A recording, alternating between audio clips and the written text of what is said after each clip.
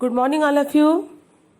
कैसे हैं आप सब बच्चों? हिंदुस्तानी संगीत में वादन, गायन और नृत्य तीनों का महत्वपूर्ण स्थान होता है। तो आज हम वादन से यानी इंस्ट्रूमेंट के बारे में जानकारी देंगे। आपको पहले बताया गया है कि वाद्य यंत्र 4 प्रकार में बांटा गया है, तो तत्वाद, घन्यवाद, अवनदवाद।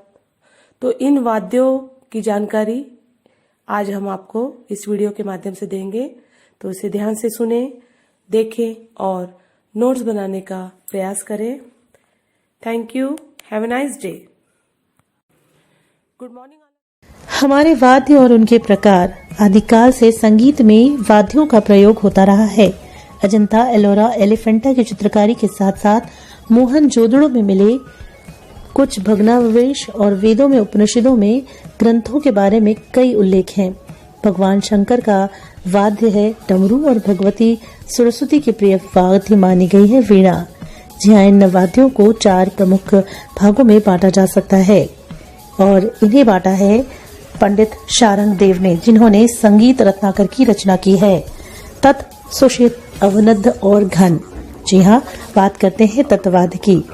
जिन वाद्यों में तात यानी तार का प्रयोग होता है और तार से स्वर निकलता है, वे तत्वाद्य कहलाते हैं, जैसे तानपुरा, सितार, सारंगी, वायलिन।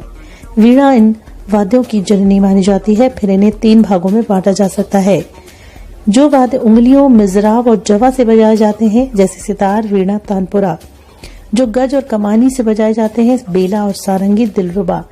और आखिरी लकड़ी से तार पर आघात करने से जो स्वर निकलता है, जैसे कि पियानो। अब बात करते हैं सुषिर वाद्य की।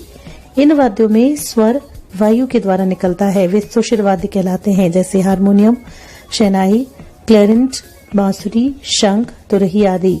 इन्हें भी 2 भागों में बांटा जा सकता है।